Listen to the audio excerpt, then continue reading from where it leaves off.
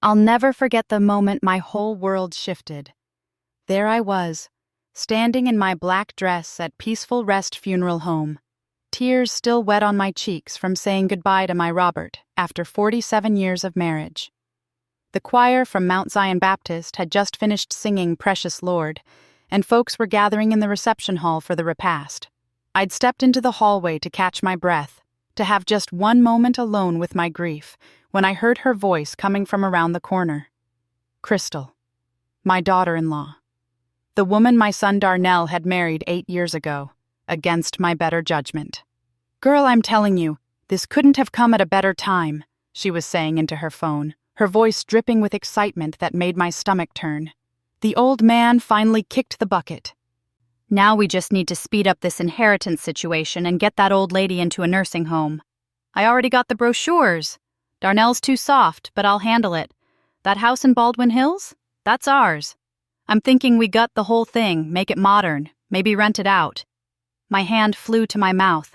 I pressed myself against the wall, my heart hammering so hard I thought I might collapse right there. "The funeral?" Crystal laughed, cold and sharp. "Please. I wore black, I cried on cue. That's all anybody expects. But between you and me, Tasha, I've been waiting for this day. That old woman got a 3-bedroom house paid off, Robert's pension, his life insurance. And she's sitting on it like some kind of dragon guarding treasure. Not for much longer, though." I heard her heels click against the floor as she moved closer. "Look, I gotta go. The old lady's probably wondering where I am. Gotta keep up appearances, you know? But trust me, by next month we'll be celebrating. That nursing home I found? Sunshine something or other? It's cheap, way out in the valley. She won't need much. Once she's out of that house, we can finally live the life we deserve." The heels clicked away and I stood there frozen, my husband's funeral reception happening just yards away, my heart shattered into pieces so small I didn't think I'd ever find them all. Before we continue, shout out to Patricia from Detroit. We appreciate the love you show by commenting and sharing. Let me take you back to where this all started, because you need to understand who Robert and I were, what we built, and how we got here. My name is Evelyn Marie Crawford, and I was born in 1954 in a little shotgun house in South Central Los Angeles. I met Robert Crawford in 1977 at a church picnic. He was tall, with kind eyes, and hands that were strong from working construction. We fell in love over potato salad and sweet tea, talking until the sun went down about our dreams, our families, our faith. We married in 1978 at Mount Zion Baptist Church, the same church where we'd just held his funeral. Pastor Williams, who'd married us all those years ago, had also presided over Robert's homegoing service. Life's circle, I suppose. Robert and I, we worked hard. I mean, bone-tired, fall into bed exhausted hard. I worked as a nurse at County General for 35 years, taking double shifts when we needed extra money. Robert worked construction during the week and did handyman jobs on weekends. We saved every penny we could, ate leftovers, wore our clothes until they couldn't be worn no more. But we had a dream, to own our own home, to give our children better than what we had. In 1985, we finally did it. We bought a house in Baldwin Hills, a 3-bedroom, 2-bathroom home with a front yard and a back porch where we could sit in the evenings. We cried the day we got those keys, our house, our piece of the American dream. We'd earned it with our sweat and sacrifice. Our son Darnell was born in 1979, and Lord, that boy was our whole world. We poured everything into him: love, discipline, education, values. Robert taught him how to be a man, how to work hard, how to treat people right. I taught him about faith, about family, about staying true to yourself. He went to college, got a degree in business management, and started working at a marketing firm downtown. Darnell was 37 when he met Crystal at some work conference in 2016. She was pretty, I'll give her that. Tall and slim with her hair done perfect, always dressed like she was going somewhere important. But there was something about her eyes that bothered me from the start. They were cold, calculating. When she looked at you, It felt like she was adding up your worth in dollar signs. Robert saw it too. The night Darnell brought her home for the first time after she'd left, Robert sat me down at the kitchen table. "Evie," he said, using his nickname for me, "that woman's got ice water in her veins." "I know," I said, "but what can we do? He's grown. He's in love." "That boy ain't in love. He's hypnotized. There's a difference." Robert was right, but Darnell couldn't see it. Crystal had him wrapped around her finger. She'd talk about designer handbags and fancy vacations, always comparing their life to other people's lives. Nothing was ever enough for Crystal. They got married in 2017 in a wedding that cost more than our first car. Crystal insisted on everything being perfect: the venue, the flowers, the photographer. Darnell paid for most of it, going into debt to make her happy. Robert and I contributed what we could, but Crystal made it clear our money wasn't enough. She wanted her fairy tale, and Darnell was desperate to give it to her. After the wedding, things changed. Darnell started visiting less. When he did come by, Crystal was always with him, and she'd spend the whole time on her phone or making little comments about our furniture being vintage or asking when we were going to update the house. "This neighborhood used to be nice," she said once, looking out our front window. "Now it's just old people holding on to property they should sell." I bit my tongue so hard I tasted blood. Robert didn't bite his tongue, though. "This house is paid for, Crystal. Every brick, every nail. We earned this. This is our legacy to our son." Crystal just smiled that cold smile. "Of course. I just meant, when you're older and can't manage it anymore, Darnell and I would be happy to take it off your hands. Help you out." We were 63 years old, healthy, active, and sharp as tacks. But to Crystal, we were already 1 foot in the grave, and she was measuring us for caskets. The grandchildren came next. First Jalen in 2018, then Amara in 2020. Those babies were pure joy, pure light. I'd hold them and sing them the same songs I sang to Darnell, and for a moment everything felt right again. But Crystal controlled access to those children like a prison warden. If we wanted to see them, we had to go through her. She'd cancel visits at the last minute, always with some excuse. The kids were tired. They had activities. She and Darnell needed family time. "Family time," Robert would mutter. "We're family." We'd see pictures on Facebook of the kids with Crystal's mother, who lived in Orange County. Long visits, beach trips, birthday parties. But us? We got an hour here, an hour there, always supervised, always on Crystal's terms. Then, 2 years ago, everything got worse. Robert started feeling tired all the time. At first we thought it was just age, but then came the doctor visits, the tests, the diagnosis that knocked the wind out of both of us. Lung cancer. Stage 3. Robert had never smoked a day in his life, but those years breathing in construction dust had caught up with him. The next year and a half was the hardest of my life. Watching my strong husband waste away, going to chemo treatments, holding his hand through the pain. But Robert never complained. He fought with everything he had, not for himself, but for me. "I ain't leaving you alone with that woman circling like a vulture," he'd say when the pain was bad. "I got things to take care of first." During this time, Crystal's true colors showed brighter than ever. She barely visited. When she did, she'd stay 10 minutes, then claim she had somewhere to be. But I'd catch her walking through our house, her eyes scanning everything like she was taking inventory. One day, about 6 months before Robert passed, I overheard her talking to Darnell in our kitchen. I was in the bedroom with Robert, but the walls were thin. "Babe, we need to talk about what happens when your dad passes," Crystal said. "This house, his pension, the life insurance. We need to make sure everything's set up right." "Crystal, my father's still alive," Darnell said, his voice tired. "Can we not? I'm just being practical. Your mom's gonna be alone. She can't manage this big house by herself. There are facilities." "Facilities? You mean nursing homes? I mean places where she'd be taken care of.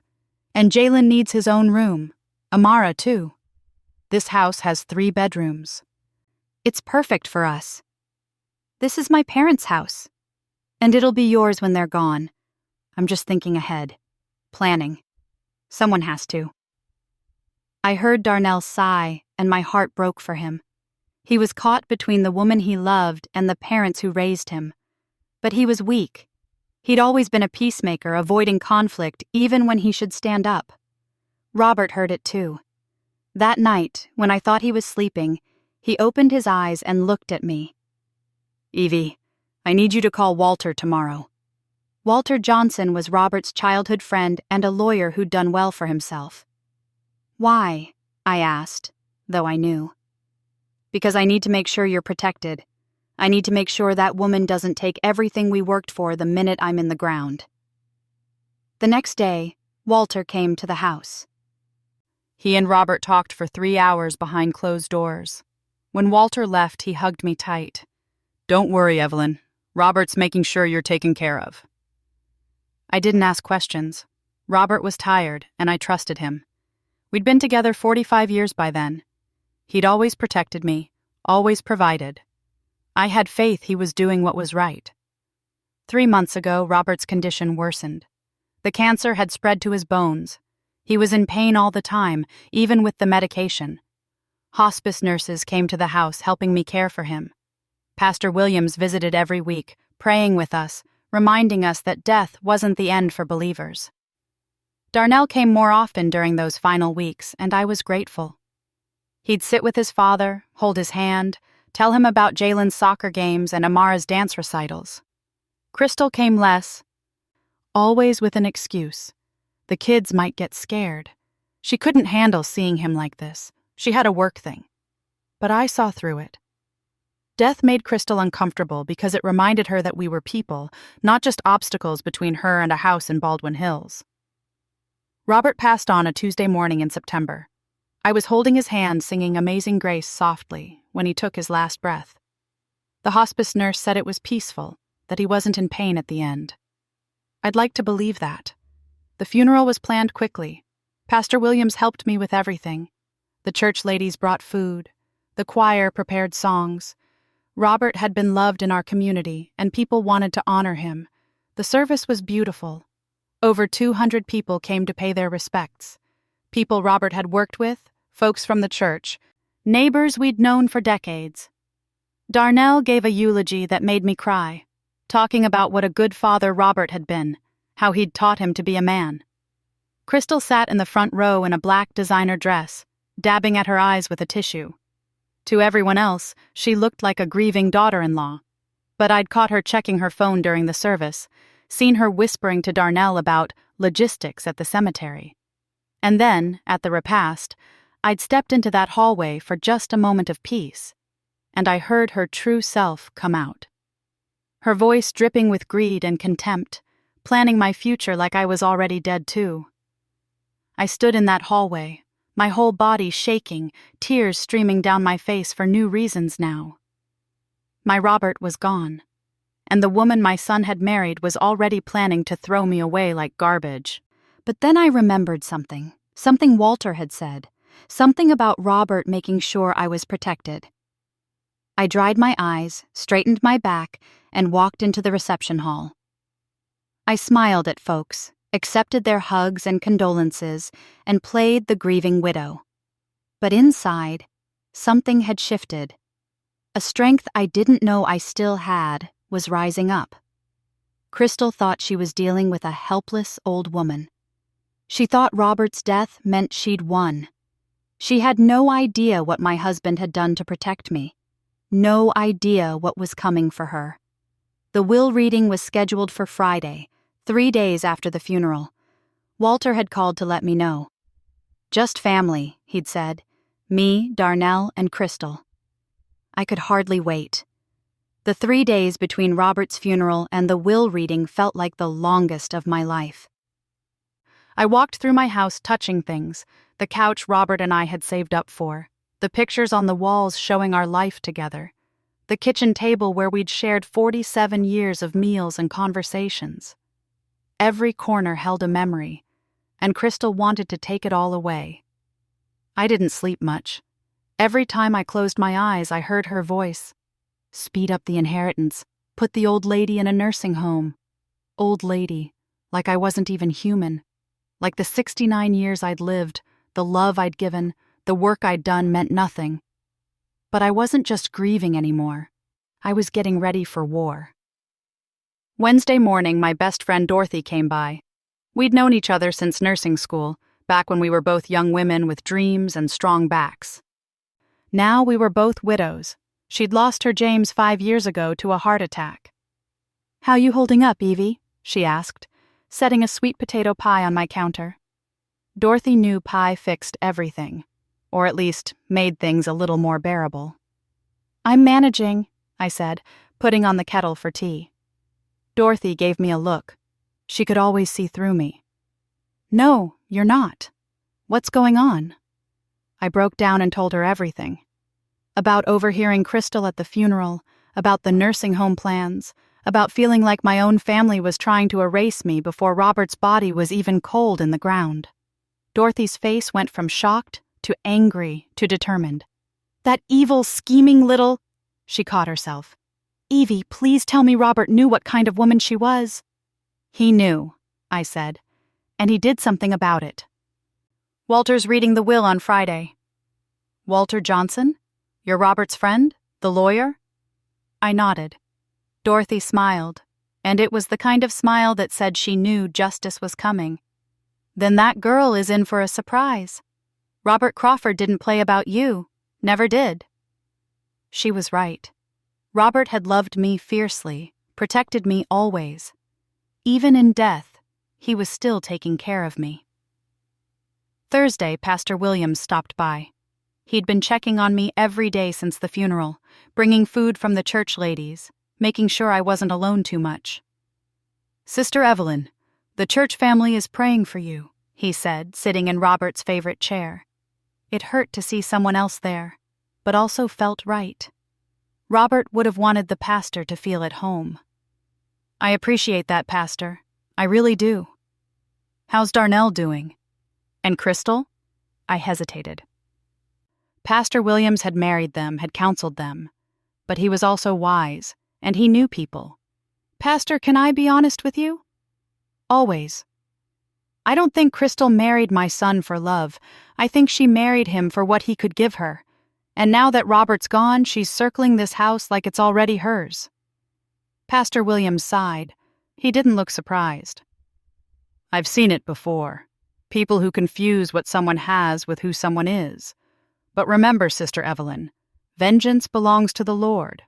Whatever happens, trust that God is in control." "I'm trying, Pastor. I'm really trying." Friday morning came, and I put on my Sunday best, a navy blue dress with pearls, the ones Robert had given me for our 30th anniversary. I did my hair, put on lipstick, and looked at myself in the mirror. "I'm still here," I said to my reflection. Still standing. Walter's office was downtown in a high-rise building with views of the city.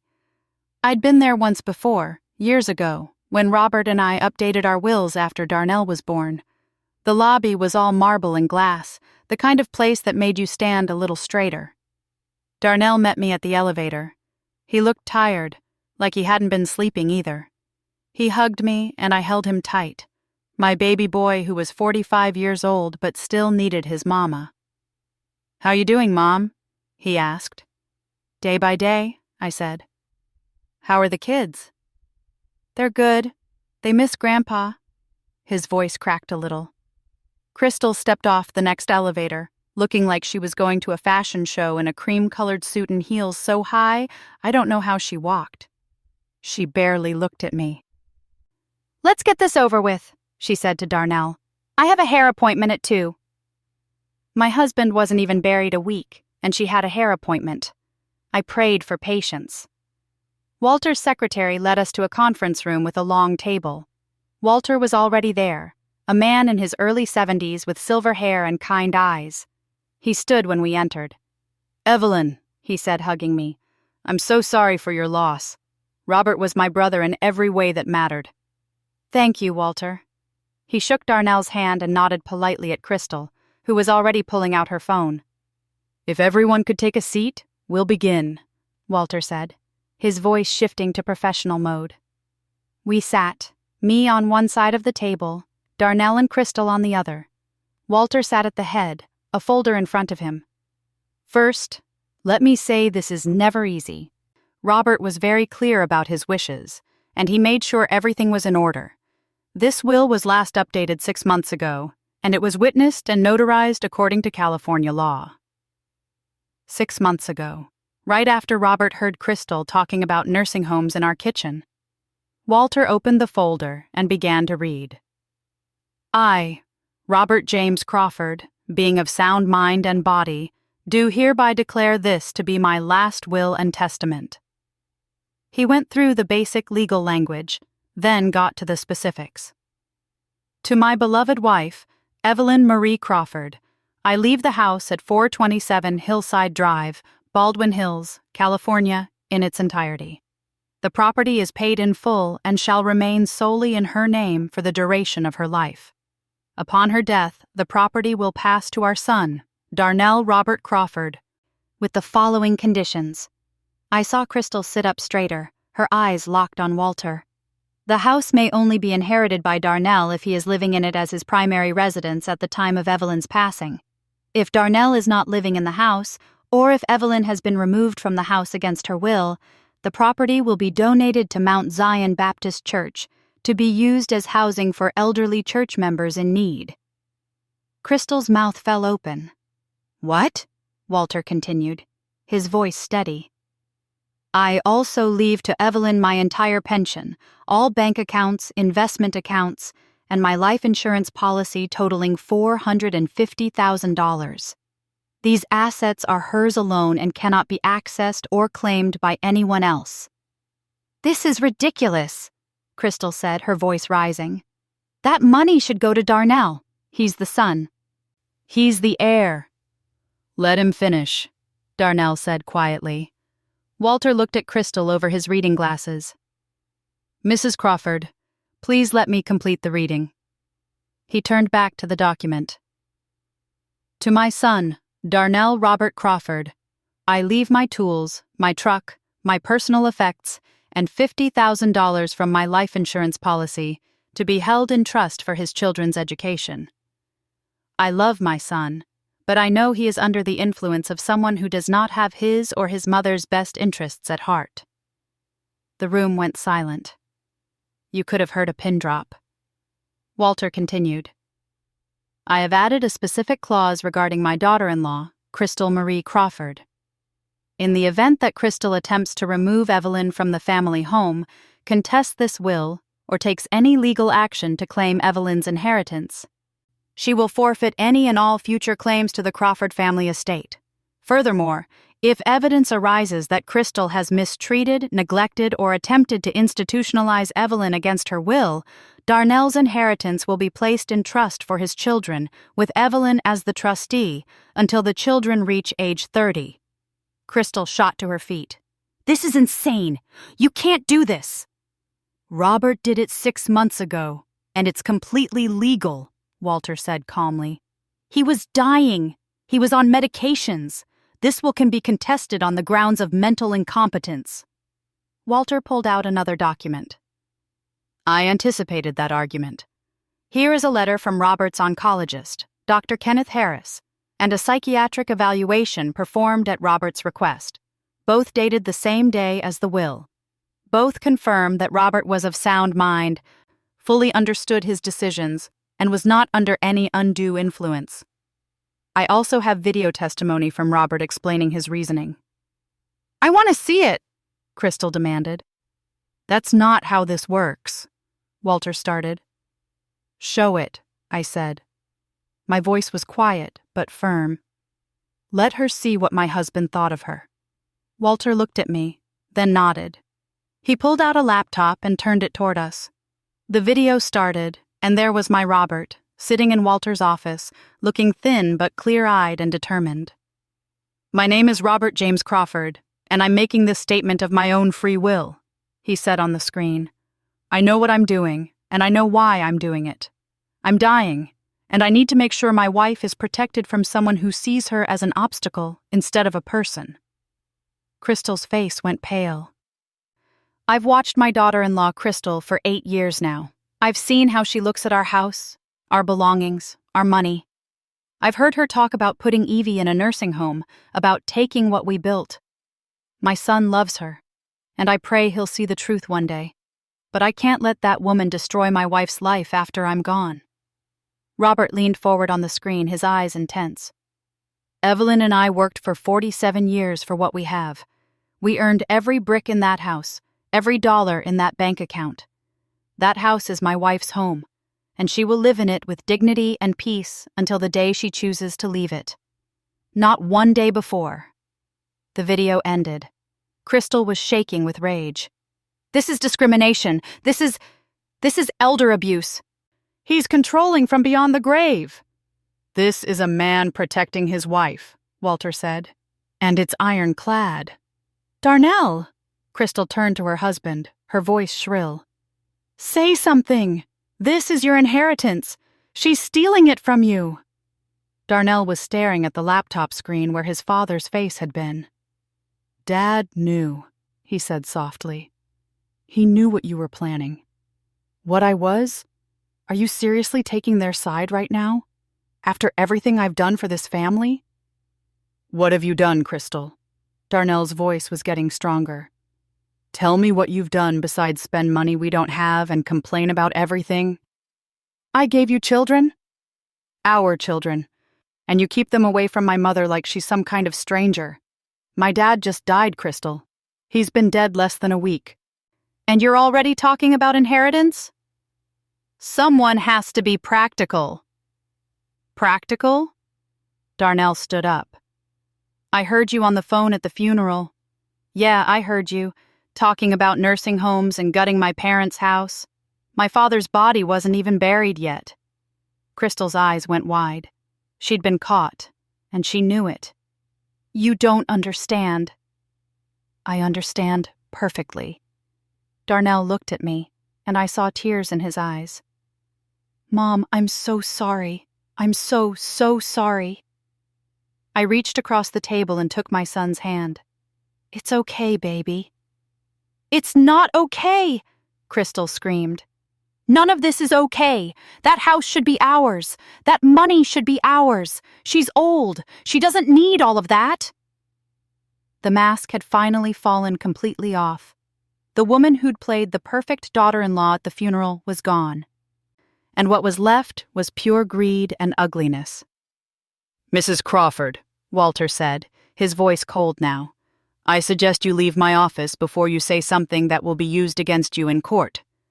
In court? I'll see all of you in court. I'll fight this. You'll lose, Walter said simply. And if you continue, you'll ensure that your children never see a penny of the Crawford family money. Is that what you want? Crystal looked around the room, at Walter, at me, at Darnell, and realized she had no allies here. She grabbed her purse. Fine. Enjoy your little victory, old woman. But this isn't over. She stormed out, her heels clicking violently against the floor. The door slammed, and silence filled the room. Darnell collapsed back into his chair, his head in his hands. I'm so ashamed. Mom, I'm so ashamed. I went to him, put my arms around my son like I did when he was little. You loved her. There's no shame in that. I chose her over you and Dad, over and over again. And now you're choosing differently. That's what matters. Walter gave us a moment, then cleared his throat. Evelyn, there's more. Robert set up a separate account with $25,000 for you to make any home improvements you need, and there's a clause that ensures you'll receive your full pension benefits. He also left instructions for me to help you with any legal issues that might arise. Free of charge. He prepaid my retainer. That was my Robert. Always thinking ahead, always protecting me. "There's one more thing," Walter said. He pulled out an envelope with my name on it in Robert's handwriting. "He asked me to give you this." "He wrote it the day we made the will." My hands shook as I took it. "I'll give you two some privacy," Walter said, standing up. When he was gone, I opened the envelope. Inside was a letter in Robert's careful handwriting. "My dearest Evie," it began. "If you're reading this, I'm gone, and you're probably hurting. But I need you to know something. You are not alone, and you are not helpless. That woman thought she could run over you because you're kind and gentle. She mistook your grace for weakness. She was wrong. You are the strongest woman I've ever known. You raised our son, you built a home, you worked yourself to the bone, and you did it all with love and dignity. Don't let anyone take that from you. Live in that house as long as you want. Plant flowers in the garden. Have Dorothy over for tea. Watch your grandchildren grow up. Be happy, Evie. That's all I ever wanted for you. I love you forever. Your Robert." I cried then, really cried, with Darnell holding me. I cried for my husband, for the years we'd lost, for the battle I knew was just beginning, because Crystal's parting words echoed in my mind. This isn't over. And deep down, I knew she was right. Women like her didn't give up easily. She'd tasted the possibility of that house, that money, that life. She wasn't going to walk away without a fight. I just had no idea how dirty that fight was about to get. I thought the will reading would be the end of it. I really did. I thought Crystal would see that Robert had outsmarted her, that her plans were finished, and she'd move on with her life. I was wrong. 2 weeks after the will reading, things started happening. Strange things. First, it was the house inspection notice. I got a letter from the city saying there'd been complaints about my property, overgrown yard, possible code violations, safety hazards. I had to schedule an inspection within 30 days or face fines. I stood in my driveway looking at my neat lawn, my trimmed bushes, my well-maintained house, and I knew exactly who'd made that complaint. Then it was Adult Protective Services. A caseworker named Linda showed up at my door saying they'd received an anonymous report that I was living in unsafe conditions, that I might be suffering from dementia, that I needed evaluation. "Ma'am, I'm sorry to bother you," Linda said, looking genuinely apologetic. "But we have to follow up on all reports." I invited her in, let her see my clean house, my organized kitchen, my sharp mind. We talked for an hour about my life, my nursing career, my husband's recent passing. By the end, Linda was shaking her head. "Mrs. Crawford, there is absolutely nothing wrong here. You're clearly competent and capable. I don't know who called this in, but it was a waste of everyone's time." She paused. "Off the record? This feels like harassment. If you get any more false reports, document everything. You might need a lawyer." I already had one. The next week, Darnell called me, his voice tight with stress. "Mom, Crystal filed for divorce." "Oh, baby, I'm sorry." "I'm not," he sighed. "She said if I don't help her contest Dad's will, she's taking the kids and I'll never see them again. She's asking for full custody, claiming I'm mentally unstable because I'm grieving Dad." My heart dropped. She can't do that. She can try. She's already hired a lawyer, some guy named Richard Kowalski, who apparently specializes in complex family litigation. That's code for nasty divorce battles. I called Walter immediately. Within 2 days, he'd connected Darnell with Marcus Green, one of the best family lawyers in Los Angeles. Marcus was a brother from Ladera Heights who'd grown up in the church and didn't play when it came to protecting families. "Don't worry, Mrs. Crawford," Marcus told me when we met. "I've seen women like Crystal before. They show their hand too early, get too aggressive, make mistakes. We'll protect your son and those grandchildren." But Crystal wasn't done with me. The harassment escalated. Someone, and I knew who, kept calling the police for welfare checks. 3 times in 2 weeks.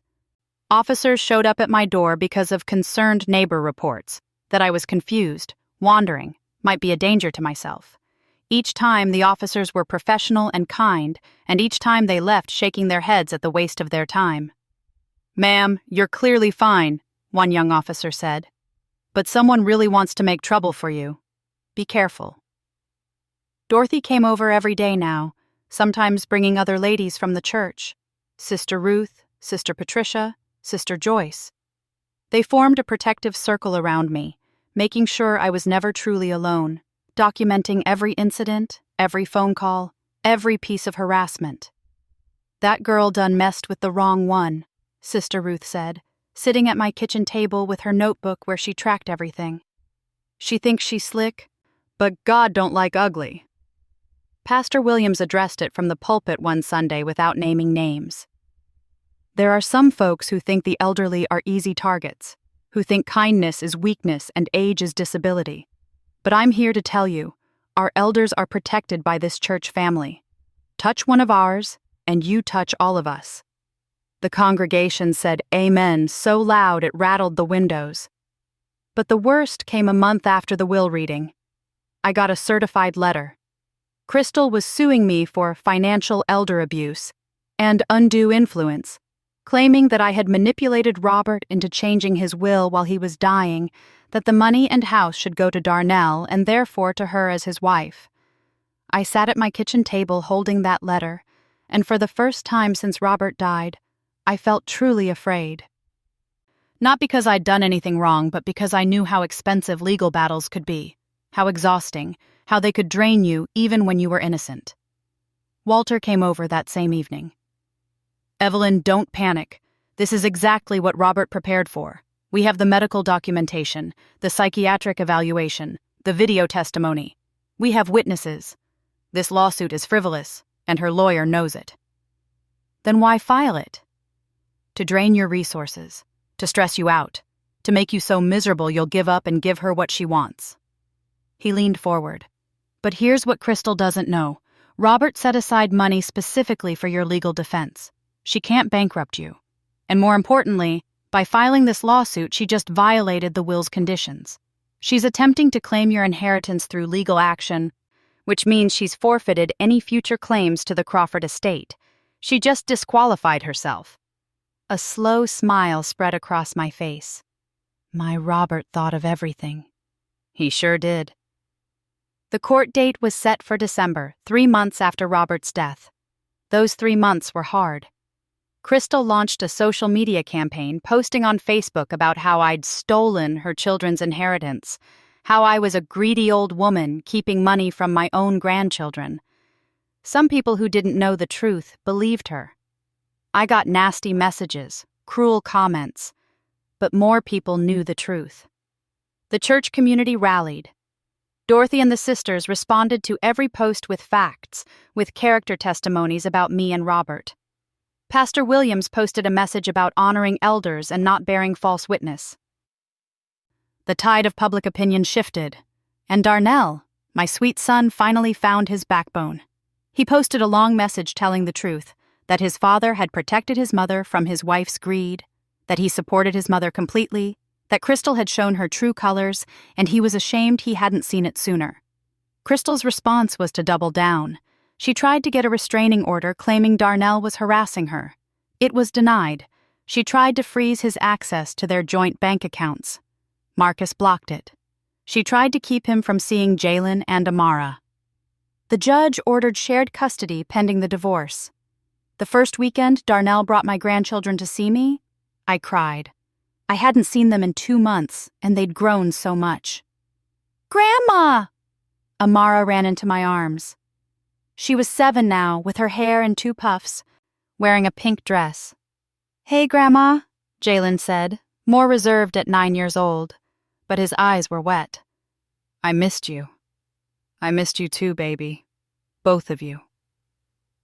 We spent the day baking cookies, playing in the backyard, talking about school and friends and everything I'd missed. Darnell watched us with guilt in his eyes, but also with something else. Peace. Like he'd finally done the right thing. "Thank you for not giving up on me, Mom," he said that evening as the kids played in the living room. "You're my son. I could never give up on you." Finally, December came. The courthouse was downtown, the same building where Robert and I had gotten our marriage license 47 years ago. Life's circles again. Walter had prepared everything meticulously. He had documents, testimonies, evidence of Crystal's harassment campaign, recordings of the welfare check calls, copies of her social media posts. He even had testimony from Tasha, Crystal's friend, who'd apparently gotten tired of being dragged into Crystal's schemes and decided to tell the truth about that phone call at the funeral. Crystal showed up in another expensive suit with her lawyer, Richard Kowalski, who looked exactly like you'd expect: slick hair, shark eyes, expensive briefcase. The courtroom was packed. Dorothy and the church ladies sat behind me. Marcus was there supporting Darnell. Even some of Robert's old co-workers showed up. Judge Patricia Hammond was presiding, a black woman in her 60s with silver hair and no-nonsense eyes. She'd seen everything in her career, and she didn't suffer fools. Crystal's lawyer went first, painting me as a manipulative old woman who'd poisoned her dying husband against his innocent daughter-in-law, who was keeping money that rightfully belonged to the younger generation. Mrs. Evelyn Crawford used her position as caretaker to unduly influence her dying husband, Kowalski argued. She isolated him, controlled his medical information, and convinced him to disinherit his own son out of spite toward my client. It was lies, all lies. But listening to it hurt. Then Walter stood up. He was calm, methodical, devastating. He presented the medical records showing Robert's mental competence. He played the video testimony where Robert clearly explained his reasoning. He showed the timeline, Crystal's conversation at the funeral, which Tasha testified to under oath. He showed the harassment campaign, the false police reports, the APS calls, the social media posts. Your Honor, this is not a case of undue influence. This is a case of a greedy woman who thought she could manipulate her way into a house and money she didn't earn. When that didn't work, she launched a campaign of harassment against a grieving widow. Crystal Crawford is not a victim. She's an opportunist who got caught. The judge looked at the evidence, looked at Crystal, looked at me. "Mrs. Crystal Crawford," Judge Hammond said, her voice sharp. "Did you or did you not tell someone at your father-in-law's funeral that you planned to put Mrs. Evelyn Crawford in a nursing home and take her house?" Crystal's lawyer whispered to her. She leaned toward the microphone. "I may have been emotional, discussing options." "Options for someone else's life?" The judge's eyebrows rose. "Mrs. Crawford, and I mean Evelyn, is 69 years old, in good health, of sound mind. What gave you the right to discuss her future like she was already incapacitated?" "I just thought—" "You thought wrong." Judge Hammond looked at the papers in front of her. "I've reviewed all the evidence. Robert Crawford's will is valid. His mental competency is established beyond doubt. His reasoning is clear and rational. He wanted to protect his wife from exactly the kind of behavior Crystal Crawford has displayed." She turned to Crystal. "Furthermore, by filing this lawsuit, you have violated the conditions of the will that would have allowed your children to inherit through their father. You have disqualified yourself and potentially your children from any future inheritance." Crystal's face went white. "But I'm not finished. The evidence shows a pattern of harassment, false reporting, and malicious intent. I'm dismissing your case with prejudice, which means you cannot file it again. I'm also ordering you to pay Mrs. Evelyn Crawford's legal fees. Additionally, I'm forwarding documentation of your false reports to the police and adult protective services. Filing false reports is a crime, Mrs. Crawford. You may face charges." Crystal stood up, screaming. "This is not fair. That house should be mine. That money should be mine." "Bailiff," Judge Hammond said calmly. Two bailiffs approached. Crystal's lawyer pulled her back down, whispering urgently. "This court is adjourned," the judge said, banging her gavel. It was over. I walked out of that courtroom with my head high, Dorothy on one side, Walter on the other, and the church ladies singing "Victory is Mine" right there in the courthouse hallway. Crystal tried one more time to approach me in the parking lot. Darnell stepped between us. "Stay away from my mother," he said. His voice was steel. "You'll get your divorce, you'll get whatever custody arrangement the court decides, but you will never, ever come near my mother again." Crystal looked at him with hatred. "You're going to regret this." "The only thing I regret is not seeing who you were sooner." That was 6 months ago. The divorce was finalized in February. Crystal got shared custody of Jalen and Amara, but had to attend parenting classes. Darnell got the condo they'd been living in. Crystal got her car and her clothes. That was it. She tried to write a book about her experience, but no publisher wanted it. She tried to start a blog, but nobody followed it. Last I heard, she moved to Arizona and married some tech guy she met online. I don't think about her much anymore. What I think about is this. I'm 70 years old now. I live in my house, the house Robert and I built a life in. I have my grandchildren over every other weekend. Jalen just turned 10, and Amara is 8. They help me plant flowers in the garden. We bake Robert's favorite banana pudding. They tell me about school, about their dreams, about their lives. Darnell comes over for Sunday dinner every week. He's dating a nice woman named Brenda who teaches 2nd grade and actually likes spending time with me. She's good to my grandchildren, patient and kind. Dorothy and I have tea every Wednesday. The church ladies still check on me, but now it's just because we're friends, not because I need protecting. I took some of Robert's money and I traveled. Dorothy and I went to Martha's Vineyard, stayed in a nice hotel, ate good food, laughed until we cried. We're planning a trip to New Orleans next spring. I volunteer at the church, helping with the food bank and the youth ministry.